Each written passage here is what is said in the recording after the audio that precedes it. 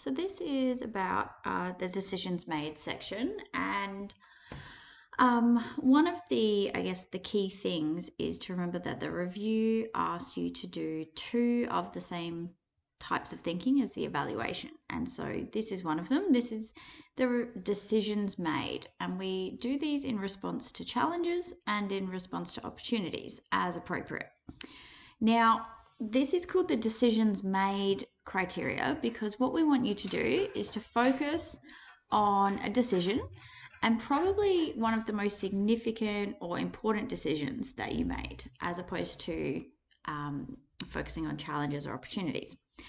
And so what you're going to do in this section is you're going to outline a challenge that you faced.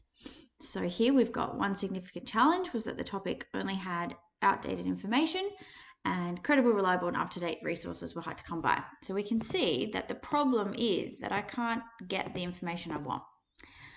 So what decision did we make in response? Well, we made a decision to approach the librarian and access the Gale database. Now, when you're writing this, we want to use review type language that tells us what we think of the decision. Was it appropriate, useful, excellent, pertinent? Totally up to you. Then we go through why you made that decision and what you hope to achieve. So we can see by doing this, I hope to obtain additional resources, develop a broader understanding of the topic. Now, the difference between the C grade assessments and the A grade assessments is that that top line could be anyone's, so they're getting a C, but the bottom line is very, very specific to my question. So nobody else could write about the benefits of underwater knitting because that's my topic.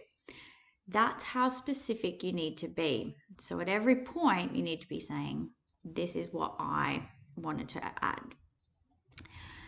So then we look at how well did you tackle the problem. It was such a great decision because it meant we could sit down with the librarian, learn how to use the Gale database properly, etc., etc. So we have specifics. This is not just like, then I was able to answer my question. It's like, these are the 3 resources and this is the types of benefits that I got from them. Then we talk about the consequences in further detail. Why was it important? And we basically go back to your problem. Did it solve the problem? Okay. Now, one of the main things I want to kind of touch base with is what are appropriate decisions to talk about. So these are the types of decisions that you might have.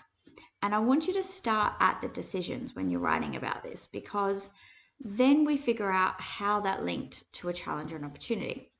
So for example, deciding to follow up a contact who had not originally responded, the challenge is that you've had no response. The decision is following them up.